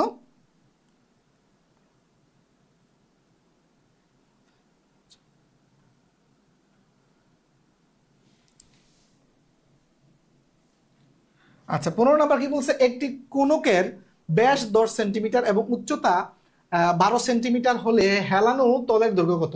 আচ্ছা, খেয়াল করেন, তাহলে একটি কোণক, কোণকের কি বলছে, ব্যাস, একটি কোণকের ব্যাস 10 সেন্টিমিটার, ব্যাস মানে কি ঠিক এই জায়গা থেকে এতটুকু পর্যন্ত, এই যে এই টোটালটা হচ্ছে 10 সেন্টিমিটার, এই এতটুকু হচ্ছে 10 সেন্টিমিটার, ওকে। এবং উচ্চতা 12 সেন্টিমিটার, তার মানে এই উচ্চতা, এই যে এইটা, এটা হচ্ছে 12 সেন্টিমিটার, এটা হচ্ছে 12 সেন্টিমিটার, ওকে। এটা যদি 12 সেন্টিমিটার হয়, বলছে কি হেলানো তলের দৈর্ঘ্য কত, এই যে হেলানো তল, এল ইকুয়াল টু হোয়াট বের করতে বলছে। আচ্ছা, দেখেন তো, আমি যদি এইটা এইভাবে চিন্তা করি, এটা এই যে টোটাল ব্যাস হচ্ছে 10, তার মানে এটা ব্যাসার্ধ না, এতটুকু ব্যাসার্ধ, ব্যাসার্ধ 5 না, ব্যাসার্ধ 5, তাহলে এটা 5 সেন্টিমিটার, এটা 12 সেন্টিমিটার, এই এলটা কত, এই যে টোটাল এটাকে চিন্তা করেন, এটা একটা কি, এটা একটা মানে সমকোণী ত্রিভুজ না, এটা একটা সমকোণী ত্রিভুজ না, এটা সমকোণী ত্রিভুজের এটা অতিভুজ না। তাহলে দেখেন এল স্কোয়ার আর হচ্ছে এই যে লম্ব স্কোয়ার প্লাস ভূমি 5 স্কোয়ার, তার মানে দেখেন 144 25, এই দুটো যোগ করলে হচ্ছে 169, এল স্কোয়ার মানে 69, এলটা যদি দেখে ওই পাশে আমি 169কে যদি রুট করি, তার মানে 13 হয়। এটা অনেক ভাই বোন জানেন যে সমকোণী ত্রিভুজের ক্ষেত্রে যদি এটা 12 হয়, এটা 5 হয়, এটা 13 হয়, এটা আমাদের অনেকের মুখস্থ, তাই ঠিক কিনা বলেন তো, এটা আমাদের অনেকের মুখস্থ না। আচ্ছা, মার্ক অলিভার বলছে নতুন ব্যাচের ক্লাস কোন দিন থেকে শুরু হবে, এই ব্যাচ যেদিন থেকে শেষ হবে এরপর দিন থেকে ইনশাল্লাহ। আপনারা এই ব্যাচ শেষ না করে কি নতুন ব্যাচে চলে যাবেন? আচ্ছা, তার মানে এটা 13, এই যে, ওকে, বোঝা গেছে।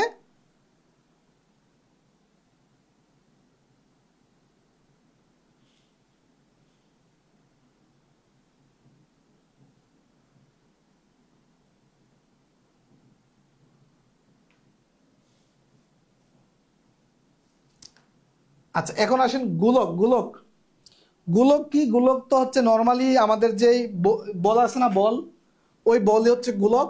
হ্যাঁ, গোলকের আয়তন হচ্ছে 4/3 πr³ গোলকের। ওকে, আমরা যে নর্মাল বল খেলি ওই বলটাই হচ্ছে গোলক। আচ্ছা তাহলে এই যে দেখেন আর কিউব আছে, আর কিউব। কিউব মানে হচ্ছে কি, যে এখানে তিনটা মাত্রা গুণ আছে, তিনটা মাত্রা গুণ আছে, এই জন্য আর কিউব। যখন আর স্কোয়ার হয় দুইটা মাত্রা, তাহলে এখানে কিউব আছে তিন মাত্রা। তারপর হচ্ছে গোলকের পৃষ্ঠতলের ক্ষেত্রফল। পৃষ্ঠতলের ক্ষেত্রফল মানে কি? দেখেন আয়তন মানে হচ্ছে কি, ফুটবলের ভেতরের যে জায়গাটা সেটা হচ্ছে আয়তন। আর পৃষ্ঠতল মানে হচ্ছে কি, এর এই যে উপরের যে মানে তলটা আছে এটা সমগ্রটার ক্ষেত্রফল। ওকে, এটা হচ্ছে 4πr²। আচ্ছা আমরা চলুন এরপরে কি আছে অঙ্ক সেটা দেখার চেষ্টা করি।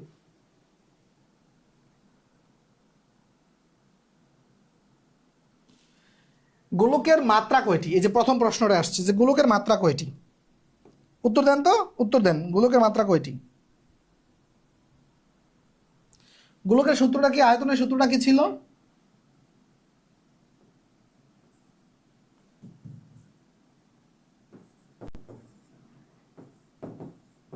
এরকম ছিল না? বলেন, গোলকের মাত্রা ছিল কি 4/3 πr³। তার মানে এখানে তিনটা, আর এর উপরে তিন, তার মানে তিনটা, এখানে তিনটা হবে। মাত্রা কয়টা? তিনটা। হ্যাঁ, নতুন ব্যাচের জন্য যারা ভর্তি হয়েছেন এই ব্যাচে ক্লাসগুলো করতে থাকেন, তারপরে আবার নতুন ব্যাচে আমরা ক্লাস করবো ইনশাল্লাহ। আচ্ছা তার মানে এটার উত্তর পেয়ে গেলাম। গোলকের ব্যাসার্ধ আর হলে উহার আয়তন সমান কত? আচ্ছা খেয়াল করেন, অলরেডি আমরা এটা জেনে ফেলেছি যে গোলকের ব্যাসার্ধ যদি আর হয় তাহলে এর আয়তনের সূত্রটা কি? অলরেডি 4/3 πr³, 4/3 πr³, ঠিক কি না? এটা যার সূত্রটা আসছে পরীক্ষায়। 18। দুটি গোলকের ব্যাসার্ধের অনুপাত 3:2 হলে তাদের আয়তনের অনুপাত কত? খেয়াল করেন, মনে করেন যে প্রথম আয়তন, ব্যাসার্ধ দেওয়া আছে না, আয়তন, প্রথম আয়তন কত? প্রথম আয়তন কত? খুব মনোযোগ দেন। প্রথম আয়তন মনে করেন যে যদি আমি এটাকে যদি মনে করেন যে 3ই ধরি, হ্যাঁ যেহেতু 3 আছে 3 ধরেন, তাহলে প্রথম আয়তনটা কত হবে? যে 4/3 পাই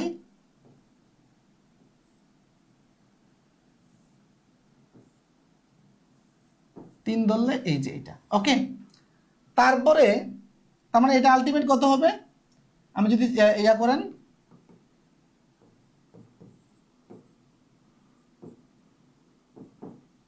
সাতাইশ, 27। ওকে, আচ্ছা তারপরে আসেন দ্বিতীয়টা আয়তন। দ্বিতীয়টা আয়তন কত? 2। এরপরটা যদি 2, তোমার এটা 4। আচ্ছা বলছে কি তাদের আয়তনের অনুপাত কত? তার মানে একটার আয়তন দেখেন এইটা, আরেকটার আয়তন এইটা, ঠিক কি না? আয়তন এইটা। এখন এই দুটাকে আপনি অনুপাত করেন, এই দুটাকে যদি অনুপাত করেন এটা কিউব হবে, কিউব হইলে এটা 8 হবে। ওকে, এটা 8 হবে। আচ্ছা তার মানে আপনি যদি এই দুটো আয়তনকে অনুপাত করেন, তার মানে আমি কি লিখতে পারি যে এই দেখেন তো, প্রথমটা অনুপাত দ্বিতীয়টা, তার মানে এই পাশেও লিখতে পারি 27:8। দেখেন এই যে সেম জিনিসগুলো কিন্তু কাটা চলে যায়, সেম জিনিসগুলো কাটা চলে যায়। তাহলে 27:8 না, 27:8, এই যে এটাই তো 27:8। কোথায় এটা? কথা বলছেন কিনা? 27:8।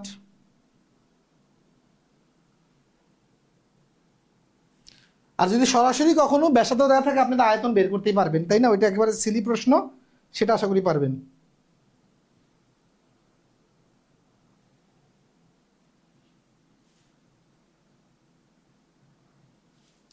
19 নম্বর প্রশ্নে কি বলছে? দুটি গোলকের আয়তনের অনুপাত 8:27, তাদের ক্ষেত্রফলের অনুপাত কত? আচ্ছা খেয়াল করেন, আমরা আয়তনের যদি অনুপাত করি কি পাই দেখেন, আমরা আয়তনের সূত্রটা কি? এইটা। আর ক্ষেত্রফলের সূত্রটা কি আমাদের? এইটা নাকি এটা? এখন মনে করেন যে দুইটা মানে গোলক, একটার ব্যাসার্ধ হচ্ছে R1 আরেকটা ব্যাসার্ধ হচ্ছে R2। ওকে, আচ্ছা, তাহলে R1 এর ক্ষেত্রে কি পাই, এত। তাইলে আর R2 এর ক্ষেত্রে কত পাই, এত। এখন মনে করেন যে এইটার ক্ষেত্রফল এটার ক্ষেত্রফল অনুপাত আকারে যদি আমি লিখি, বলছে কি একটা 8 আর একটা 27। ওকে, 27। এখন দেখেন আমার অনুপাত যখন করি আমার এই রাশি এগুলো কাটা চলে যায়, থাকে না। রইল কি এখানে দেখেন যে R1 কিউব R2 কিউব, তার মানে এই যে দেখেন দুটোর উপরে পাওয়ার কিউব, যেহেতু আমি কি এইভাবে লিখতে পারি, এটাকে আমি এভাবে কিউব হিসাবে লিখতে পারি কিনা দেখেন তো। যে দেখেন 8কে আমি 2-এর কিউব হিসেবে লিখতে পারি, 27কে 3-এর কিউব হিসেবে লিখতে পারি, লিখলাম। কারণ আলটিমেট এখানে আমার রইল কি দেখেন তো, যে R1/R2 সমান হচ্ছে, আমি দেখেন এই যে পাওয়ার সেম, এটা সূচকের একটা আমাদের সূত্র, যে পাওয়ার সেম হইলে বেসকে সেম দেখানো যায়। তার মানে R1/R2, আর এখানে হচ্ছে 2/3, তার মানে এটা পেলাম। এখন আসেন আমাদের যখন আমরা বের করব, ক্ষেত্রফলের অনুপাত বের করব, ক্ষেত্রফলের সূত্রটা কি, যে 4πr²। কারণ একটা হচ্ছে 4πr1², আর একটা হচ্ছে 4πr2²। তখন এখানেও দেখেন আমার এই যে 4 4 পাই কাটা চলে যায়, থাকতেছে কি অনুপাতের মধ্যে, যে R1² আর R2²। তার মানে আমার খেয়াল করেন, আমার R1 আর R2² এর মানটা বের করতে পারলে তো আমার খেলা শেষ, তাই ঠিক কিনা? তাহলে এখন দেখেন তো আমার R1, এই যে দেখেন আমি যদি এটাকে R1 আর R2, আমি তো এটাকে এইভাবে লিখতে পারি নাকি, লিখলাম। এখন দেখেন আমি এই যে R1/R2 এর মান কত পাইছি, মান পাইছি না আমি এটা। এটাকে আপনি এখন কি করেন, এই যে এই স্কোয়ারটা 2-এর উপরে দিলে কত হয়, 4 হয়। এই স্কোয়ারটা 3-এর উপরে দিলে 9 হয়। তার মানে আমার অনুপাত কত চলে আসছে, যে 4:9। এই যে 4:9 এই নাম্বার। ঠিক আছে, বুঝতে পেরেছেন? তো প্রিয় শিক্ষার্থীরা, এইভাবে আপনারা প্রতিটা ক্লাসের প্রতিটা অঙ্ক একেবারে ফিল করে বোঝার চেষ্টা করবেন। আশা করি যদি আপনি এইভাবে সবগুলো ক্লাস আমাদের কোর্সে শেষ করেন, তাইলে অ্যাটলিস্ট বাজারের যে কোনো বইয়ের আপনি 60 থেকে 80% অঙ্ক ইনশাল্লাহ পারবেন। 100% কেন বলছি না, কারণ 100% আসলে পৃথিবীর কেউ পারবে নিশ্চয়ই, তা দেওয়া যায় না। ঠিক আছে, দেওয়া যায় না। আর 60 কেন বলছি, এটাও নির্ভর করে আসলে আপনার উপরে। ঠিক আছে, আমার এখানে কোর্স করলেই এমন কোনো তাবিজ বা জাদু আমি দিতে পারবো না যে একেবারে সবাই 80% পারবে। কারণ আপনার মানে অতীত, মানে স্টুডেন্ট লাইফ স্টাইল, তারপর হচ্ছে আপনার মানে বেসিক, আপনার মেধা, আপনার পরিশ্রম, অনেক বিষয় নির্ভর করে। ঠিক আছে, তবে দুর্বল স্টুডেন্টরাও, আমার যেটা প্র্যাকটিক্যাল এক্সপিরিয়েন্স যেটা বলে, যে দুর্বল স্টুডেন্ট অ্যাটলিস্ট 50-60% অঙ্ক পারে। অ্যাটলিস্ট আপনি একটা চাকরির পরীক্ষায় 20টা থেকে 10টা 12টা জন আনসার করতে পারেন, একেবারে দুর্বলরা। সেই ব্যবস্থা ইনশাল্লাহ আমাদের কোর্সের মাধ্যমে হবে, আপনি যদি প্রতিটা ক্লাস মনোযোগ দিয়ে করেন। তো শিক্ষার্থীরা, আজকের মতো ক্লাসে এতটুকু ছিল। তো সবাই ভালো থাকবেন, সুস্থ থাকবেন, আমার জন্য দোয়া করবেন। আল্লাহ হাফিজ, আসসালামু আলাইকুম।